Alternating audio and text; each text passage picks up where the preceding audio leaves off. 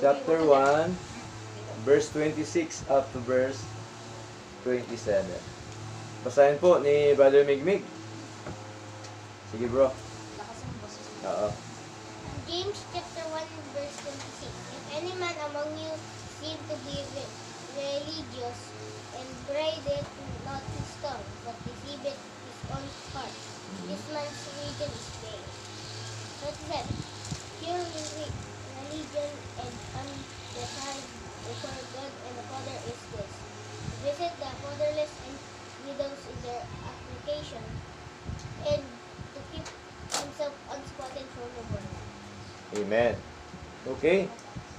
So, dito po sa James chapter 1, verse 26 mga kapatid, up to verse 27, ay tungkol po ito sa tinatawag na religion o relihiyon. No? At para po maintindihan natin, maunawaan natin, ano po ba ang religion? No? Ano po ba ang mga sinasabi tungkol po sa tinatawag na relihiyon o religion? Okay? Dito po sa ating nabasa ay makita ho natin dito sa verse 26 yung tinatawag po na vain religion versus pure religion. No? Pag sinabing vain religion, walang kabuluhang relihiyon at tunay na relihiyon. So meron palang relihiyon na walang kabuluhan, meron din palang tunay na relihiyon. Okay? So, ang tunay na relihiyon ay hindi tumutukoy sa pangalan ng simbahan. Tandaan po natin, no? O grupo, kundi gawa na paniniwala at pagsamba ng tao sa Diyos. Kasama ang kanyang mga paniniwala, gawain at paraan ng pamumuhay na may kaugnayan sa Diyos. So, ibig sabihin, ang relihiyon pala, hindi yan sekta o hindi yan tinatawag na pangalan ng simbahan, hindi po. Kundi yung pure na religion, yun pala yung ginagawa mo para kay Lord. Okay? Yun pala yun ang tamang relihiyon. Okay? Kaya, dito po sa James chapter 1, verse 20 up to verse 27, ay dalawang klase nga po, yung tinatawag na vain religion and pure religion. Hindi lahat na tinatawag na relihiyon ay kalugod-lugod sa Diyos. Dapat nating tandaan, ang pure religion ay hindi ang sanhi ng eternal salvation. Ang eternal salvation ay gawa ng biyaya at kapangyarihan ng Diyos. Ang religion ay may kinalaman sa ating pamumuhay, pagsamba, pagsunod, at paglilingkod sa Diyos. Kaya hindi siya pangalan ng simbahan o anuman, no? Ang tinatawag po na relihiyon. Kaya sabi ho dito sa James chapter 1 verse 26, binasa kanina ni Brother Migmig. Sabi dito, sa wikang Tagalog, kung ang sinuman ay nag-iisip na siyang relihiyoso, samantalang hindi pinipigil ang kanyang dila, kundi dinadaya ang kanyang puso, ang relihiyon ng taong ito ay walang kabuluhan. Ito po yung tinatawag na vain religion. No? So, makita ho natin na maaaring nakita ho natin ang tao mukhang reliyoso, ang panlabas na anyo ng reliyon ay hindi sapat. No? Maaaring siya ay dumadalo, no? Sa gawain ng Diyos, pero wala sa puso. Kaya sabi ni Lord, their heart is far from me. Ang kanilang mga puso ay malayo sa akin. No? So, hindi naman lahat. Marami namang sumasamba na talagang sinasa puso yung kanyang ginagawa para sa ating Panginoon. Okay? Kaya, pagka ang gawain ng Diyos, pagsamba ay sinasa puso natin, pagdating ng Sunday, hindi na tayo po niyan mapalagay. Diba? Nandun naman yung puso natin na kailangan nating sumamba sa ating Panginoon. No? Na huwag malate, di ba? Oh. Kasi totoo ka eh, no? Totoong puso mo na sumasamba sa Lord, naglilingkod sa Lord. Okay? Kaya ang Lord, hindi po dapat panghuli, dapat siyang una. No? Karamihan kasi latak na lang kay Lord eh. No, latak ng oras, latak ng panahon. Pag may time ako, no? Ganun yan eh. So, hindi po, dapat una siya. Kasi po, siya ang unang nagpala sa atin. Tama? Siya ang nagbigay una ng kaligtasan at buhay na walang hanggan. So, minsan, may mga nakikinig din sa preaching pero hindi interesado kaya walang natutunan. No? Para bagang ang isip niya malayo, no? Sa kanyang pinapakinggan na masalita po ng Diyos. Nagsalita tungkol sa Biblia pero hindi naintindihan o nauunawaan. Magkaroon ng religious activities pero dahil napilitan lang. So, ang tunay po na reliyon na ginagawa mo yan talaga kay Lord galing sa iyong puso. Okay? Ginagawa mo yan para sa ating Panginoon. Katulad nito, ang ating ginagawa na ito, ginagawa natin ito para kay Lord. Kasi kung ginagawa natin ito para sa tao, mapagod tayo. Madali tayong mawala sa paglilingkod sa Lord. Pero bakit ay tumatagal tayo? Kasi po, ginagawa natin ito para sa ating Panginoon na walang kondisyon. No? Hindi porque wala kang pera, hindi ka na maglingkod sa Lord. Hindi porque wala kang ulam, tuyo lang, hindi ka na maglingkod sa Lord.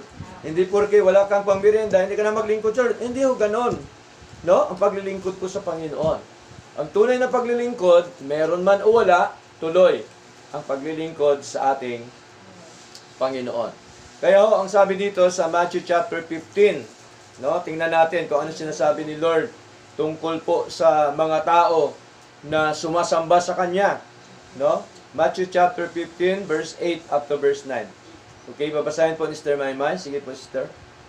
Ang bayang ito'y iginagalang ako sa kanilang mga labi. Yes. Datapwat ang kanilang puso ay malayo sa akin. Mhm.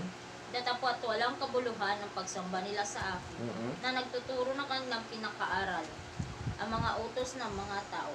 Mhm. Okay, malinaw po, no? Na meron talaga palang sumasamba ng kanilang mga bibig, pero malayo ang kanilang puso sa Panginoon. Pag malayo po ba ang puso ng isang tao sa Panginoon, nagagawa ba niya yung nais at ang kalooban ng Diyos? Hindi, puro na lang yan sa bibig, no? Pero wala po yan sa gawa. Kaya sabi po ni Lord, datapwat walang kabuluhan ang pagsamba nila sa akin, na nagtuturo ng kanilang pinakaaral ang mga utos ng mga tao. Kaya po ay delikado kapag sundin na natin ang utos ng tao. Kailangan ang sundin natin utos ng Diyos. Okay? So marami po ngayon yan, no? Maraming tao ngayon ay minsan inuutusan tayo, hindi na natin alam. Tama po? Pero dapat mag-ingat po tayo sapagkat alam mo naman ang tao ay makikibagay lang po sa iyan pagka may kailangan. Pag wala nang kailangan, wala na yan. Pera na. No? Kabilis ni sister. No? So, tayong lahat nakarelate ng ganyan. Nakaranas po tayo lahat niyan. Oo, proven po yan sa paglilingkod natin sa Lord. Okay? Ngunit hindi nangahulugan na ang lahat ng ito ay otomatikong nagpapakita ng tunay na kabanalan. Na kung saan po ay makita ho natin na ginagalang ang Diyos sa kanilang mga labi, ngunit ang kanilang mga puso, sabi ni Lord, ay malayo sa ating Diyos. So dapat ang puso ho natin nandoon sa Lord. No? Ganon dapat ang paglilingkod natin sa ating Panginoon. Okay? So, meron pong tinatawag na tinatawag po na vain religion. Ito po yung inaniban dati ni Pablo nung hindi pa siya na-convert ng mga salita ng Diyos, nung hindi pa siya tinawag ng Panginoon. Okay? Basahin nun natin. Galatians chapter 1, verse 13 up to verse 14. Pakibasa, Sister Agnes, sa wikang Tagalog para maintindihan po natin. Galatians chapter 1 verse Sapagkat inyong 13. nabalitaan ang aking pamumuhay ng nakaraang panahon sa relihiyon ng mga Hudyo, Mm. kung paanong aking inuusig na malabis at nilipol ang iglesia ng Diyos. Mm. At ako'y nangunguna sa relihiyon ng mga Hudyo ng higit kaysa marami sa aking mga kasinggulang sa aking mga kababayan. Palibhasa'y totoong masikap ako sa mga salit-saling sabi ng aking magulang, mga magulang. Amen. Malinaw po, no? Na dito po nakita ho natin na si Pablo dati, nakaraang panahon, siya po ay umanib, no? Nandun po siya sa reliyon ng mga Hudyo. Okay? So wala talaga siya noon sa Panginoon, kundi siya po ay nasa reliyon ng mga Hudyo. No? Kung paano niya inusig na malabis at nilipol ang iglesia ng Diyos. Siya po ang kumakalaban dati sa totoong church ng Panginoon. Siya ang nagpe-persecute. Actually, siya po kasama siya sa pagbabato kay Esteban during the time. Hanggang sa mamatay. Kasi during the time, pagka pinagkaisahan ka ng mga tao, no? Kapag ka ikaw ay kinukontra ng mga tao, talaga ho ang kanilang parusa ay pagbabato hanggang sa ikaw ay mamatay. Ganun po, kasama po siya noon kasi nasa reliyon pa siya ng mga Hudyo. Okay? So, malinaw po yon. And then, kanya din po ito pinangaral nung siya po ay sa Panginoon na convert na siya ni Lord. Acts chapter 26 verse 5. Pakibasa, Sister Marilyn. Acts chapter 26 verse 5. Na napagtatalastas nila mula pa ng una, kung ibig nilang magsisaksi na alinsunod sa lalong mahigit na sikta ng aming relihiyon ay nabuhay akong isang Fariseo. Pariseo. Tingnan niyo po, no, malinaw, no? Na sekta ng aming relihiyon. So, ito po yung vain religion, no? Walang kabuluhang relihiyon. Kasi po, sa kanila, ay pinipersecute nila yung mga totoo na naglilingkod sa Lord. Sa panahon ba natin, sino ang nagpe-persecute sa mga totoong naglilingkod sa Lord?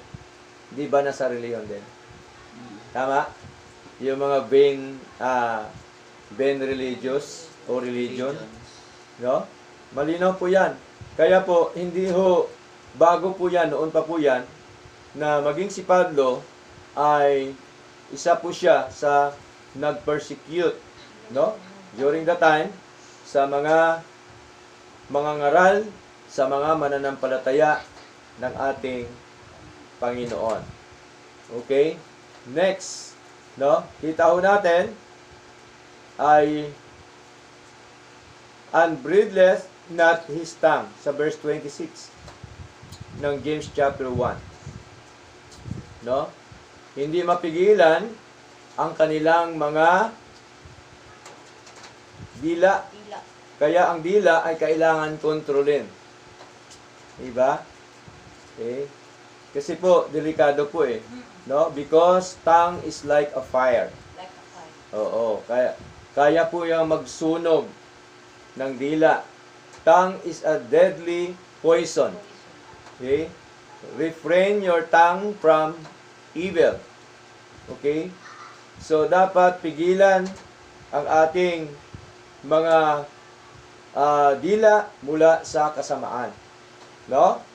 Kasi grabe po eh. No? Sige po, basahin natin. James chapter 3, verse 6. Okay, pakibasa, Brother Migmig. James chapter 3 verse 6. And the tongue is a fire, a world of iniquity. So is the tongue among our members, that it defileth the whole body, and set on fire the course of nature, and it is set on fire of hell. Verse 8. Talon ka bro sa verse 8. But the tongue can no man tame. It is unruly evil, full of deadly poison. Amen. So, ganun po yung dila, no? Kita ho natin, kaya kailangan mag-ingat tayo minsan, no, sa pagsasalita ng ating mga dila, sapagkat malinaw po na sabi po dito ng ating Panginoon ay the tongue is a fire. No? A world of iniquity. Ganon po yung mundo no?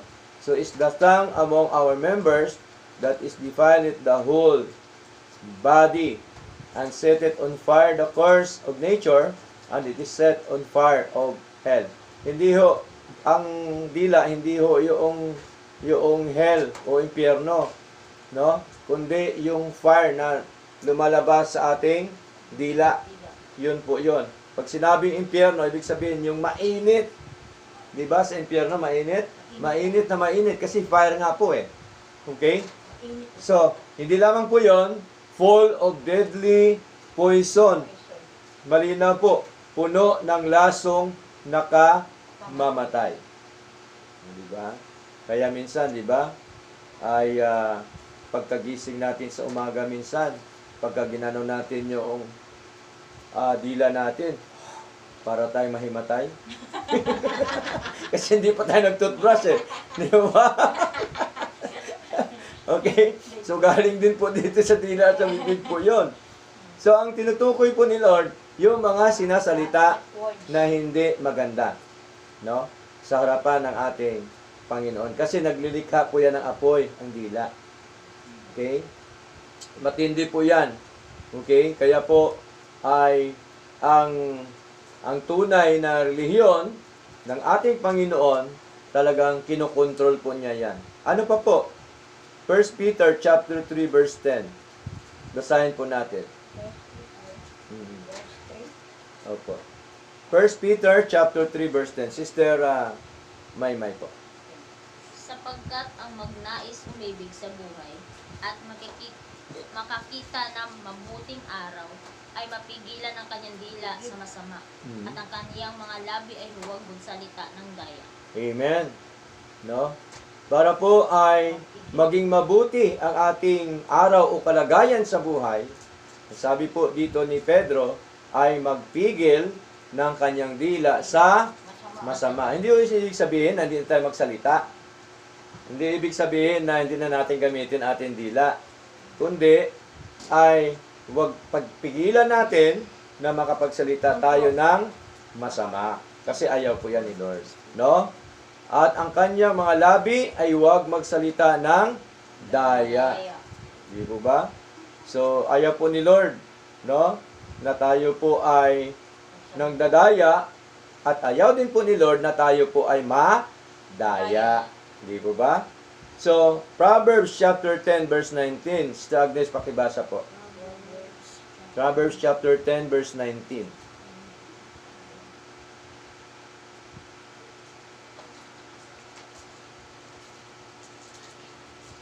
Sa wikang Tagalog po. Sa karamihan ng mga salita, hindi nagkukulang ng pagsalangsang, ngunit siyang nagpipigil ng kanyang mga labi ay gumagawang may kapantasan. Amen. No? Wise po ang isang tao kapag ka nagpipigil siya ng kanyang mga labi sa harapan po ng ating Panginoon. Bilang mga anak ng Diyos, dapat nating bantayan ang ating mga salita. Iwasan ang kasinungalingan. Kasi part po yan ang ating ginagawa para sa ating Panginoon. No? O paninilang puri, galit, at masasakit na salita. Di bali nang masaktan tayo basta salita ng Diyos. Tama po? Hindi lang yung galing sa dila ng tao. Okay? Yung paninira, ika nga. Okay? Yun po ang vain religion. No, na tinatawag. Walang kabuluhang religion. Kaya po, ay dapat nating iwasan. Now, number 2, pure religion. Dalisay na religion at tunay na religion. Sabi dito ni Lord sa verse 27, pure, James chapter 1 verse 27, pure religion and undefiled before God and the Father is this. Sabi dito, no? To visit the fatherless and widows in their affliction, and to keep himself unspotted from the world. So, ang dalisay daw na reliyon at walang dungi sa harapan ng ating Diyos at Ama ay ito, dalawin ang mga ulila at mga babaeng balo o bao sa kanilang Hatian. hatian, Siya na. no? Sa kanilang kalungkutan, at pag-ingatang walang dungis ang kanyang sarili sa sanlibutan. Ang tunay na reliyon ay pamantayan, hindi opinyon ng tao, kundi nakalulugod sa Diyos. Dapat ginagawa natin na tayo po ay kalugdan ng ating Panginoon. Pure religion ay may habag sa mga nangangailangan. Okay? To visit the fatherless and widows in their affliction. Ang visit dito ay hindi lamang simpleng pagdalaw, kasama rito ang pag-aalaga sa pagtuturo ng salita ng Diyos. Okay? Palakasin siya ng kanyang buhay espiritual. Kasi po, pag malakas ang ating espiritual, kayang dalhin ang pisikal. Tama? Amen. Yun po yung importante. Kaya po, mahalaga ang pagtuturo ng salita ng Diyos. Ibig sabihin, in-encourage mo siya, pinapalakas mo siya, tinuturuan mo siya para matuto ng mga salita ng Diyos. No? O pagtulong sa dapat tulungan. Siyempre, depende din po yan sa sitwasyon. Tama? Hindi naman po pwedeng tulungan mo yung malakas pa sa'yo. Tama? Hindi naman pwedeng tulungan na tutulungan mo siya pero ang gagawin pala, pambili lang ng bisyo. Di ba? Meron ganun eh. Okay? Hihingi pero pambisyo pala. Bili sigarilyo, bili alak, kung ano-ano ang binibili. Okay? So, depende po yung ating tutulungan. At pagpapakita ng malasakit sa mga nailangan, lalo na sa loob ng church. Yun po yun. Kaya, Galatians chapter 6 verse 10, basahin po natin. Basahin po ni Sister Marilyn. Galatians chapter 6 verse 10. Kaya nga, samantalang tayo ay may pagkakataon, ay magsigawa tayo ng mabuti sa lahat, at lalong-lalo na sa mga kasangbahay sa pananampalataya. Amen. No? Habang tayo nabubuhay dito, at may pagkakataon tayong tumulong, no? Tumulong tayo. At ang sabi po ay magsigawa tayo ng mabuti sa lahat, at lalong-lalo na sa mga kasangbahay sa pananampalataya. Ibig sabihin, sa mga kapatiran sa church, sa mga kapwa mananampalataya. Kapag may pagkakataon tayong makatulong sa nangailangan, gawin natin ito ng may pag-ibig at habag. Okay? Hindi ito ginagawa upang makamit ang eternal salvation, kundi bilang bunga ng ating pananampalataya at pagmamahal sa Diyos. Kaya natin ginagawa kasi po para sa Lord. Kasi mahal po natin ang ating Panginoon. Okay? Pure religion ay pagpapanatiling walang dungis sa sanlibutan. Yun po pala ang tunay na reliyon. Yung walang dungis. No, ibig sabihin ay hindi siya nakikibagay, nakikipamatok sa mga taong gumagawa ng mga mundong ginagawa. And to keep himself unspotted from the world. Hindi nangahulugan na kailangan nating ihiwalay ang ating sarili sa lahat ng tao sa mundo. Ang ibig sabihin ay hindi tayo dapat makisama sa kasalanan at makamundong pamuhay. Biro mo, no, napakalungkot po dahil biro mo, sinasabi mong Kristiyano ka, sumasamba ka sa Lord, tapos umiinom ka rin pala ng alak. Kung saan ang doon, hustisya. Diba? Nagbibisyo ka. Okay? Kung ano-anong ginagawa mo sa buhay. Okay? So, mahirap po, mga kapatid. Kaya po, dapat manindigan tayo. Napangawakan natin yung tunay at mga aral po ng ating Panginoon. Kasi pagka ganun po talaga, wala po yan ibang pupuntahan kundi ang kanyang pagkabagsak sa gawain po ng ating Panginoon. Pagka ganun ginagawa ng tao. Kaya, sabi ni Lord, kakilakilabot nang mahulog tayo sa kamay ng Diyos. Basahin natin. Aklat po ng Hebreo. Okay, basahin ni Brother Migmig. Hebreo chapter 10, verse 31. Sige po.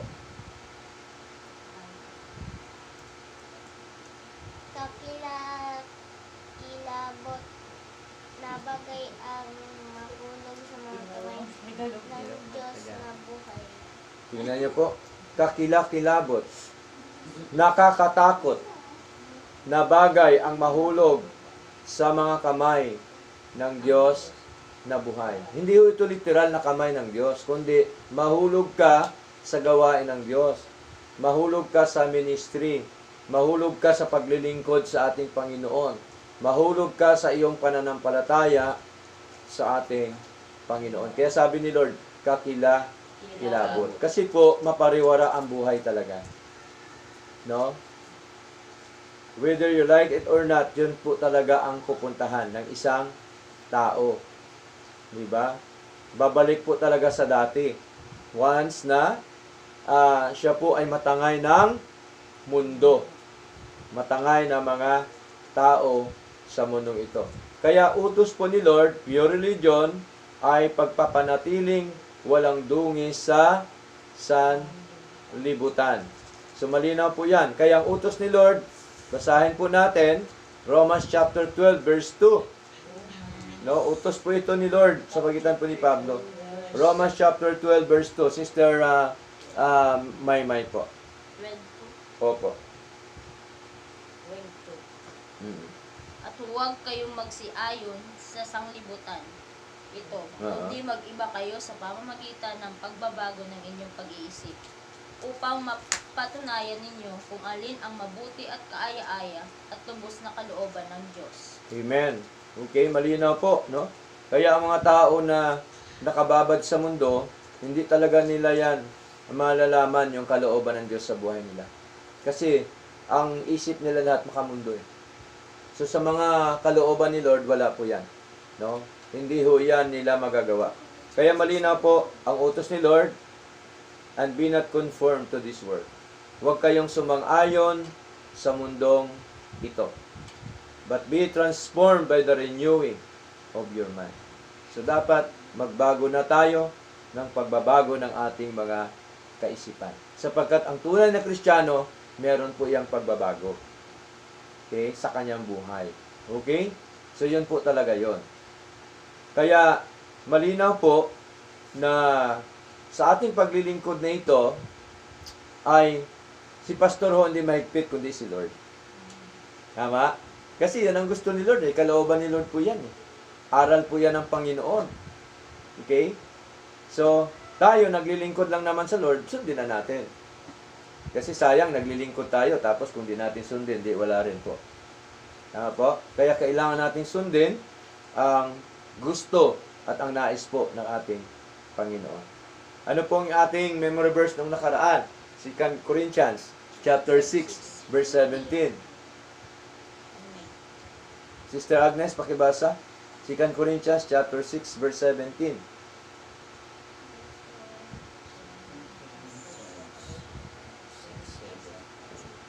Na-memorize pa rin ni bro. Kaya nga, magsialis kayo sa kanila at magsihiwalay kayo. Sabi ng Panginoon, at huwag kayo magsihipo ng mga bagay na marumi at kayo'y aking tatanggapin. Amen. Malinaw po yon, no? Na tayo po ay pinapaalis, pinasiperate po ng ating Panginoon. Kanino? Sa mga taong gumagawa ng kasamaan o kasalanan. So, ang Christian life ay dapat makita sa kabanalan, katapatan, pag-ibig, pagpipigil sa sarili, pag-iwas sa kasalanan, pagsunod sa salita ng Diyos. So, maaaring sabihin natin, Pastor, mukhang mahirap gawin yan. Ipag-pray sa Lord. Amen. Hingin sa Lord na tayo bigyan ng lakas, ating maiwasan, at ang ating mga buhay ay walang dungis sa kanyang harapan. Magkaroon tayo ng pagpipigil sa sarili na minsan ay gustong-gusto mo na gawin, no? Pero sabi ni Lord, pagpipigil sa sarili. Magpigil po tayo. Pag-iwas sa kasalanan, pagsunod sa salita ng Diyos. Number 3, panghuli po. Pure religion is not the cause of eternal salvation. Hindi po ito ang sanhi ng kaligtasan at buhay na walang hanggan. Kaya mali pong sinasabi ng marami, o pumasok ka sa reliyon na yon para ka maligtas. Mali po. Pumasok ka sa simbahan para ka maligtas. Gumawa ka ng ganito para ka maligtas. Okay? Lagi natin sinasabi, ng kaligtasan ay gawa ng Diyos. At ang paggawa ng mabuti, bunga yan, no? Ng pagkaligtas ng Diyos sa atin. Okay?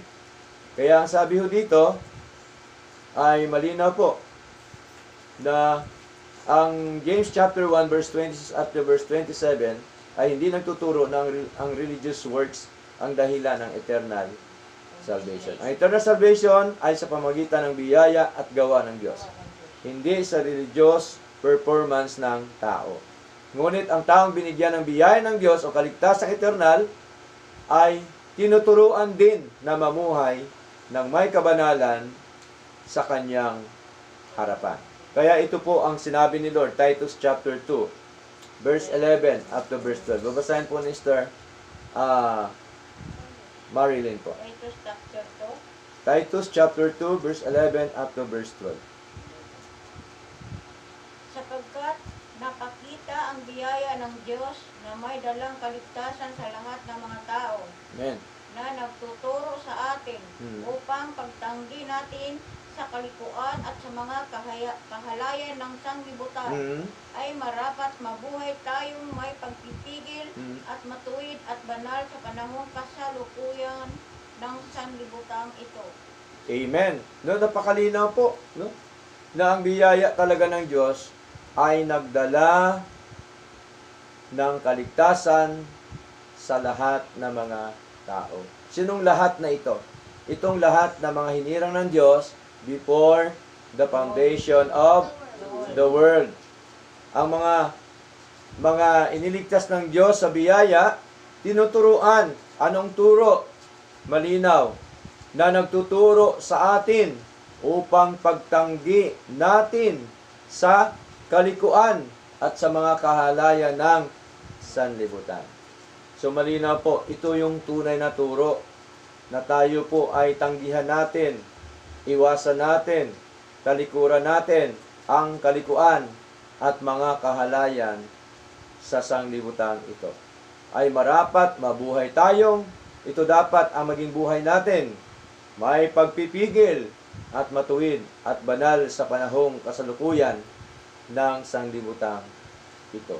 So, doctrine and practices mahalaga na makita ho natin. So, lagi natin yan binabanggit na ang kaligtasan ay biyaya ng Diyos. Ephesians chapter 2 verse 5. Pakibasa, Brother Migmig. Dalawang time brother dito bro. Sige bro.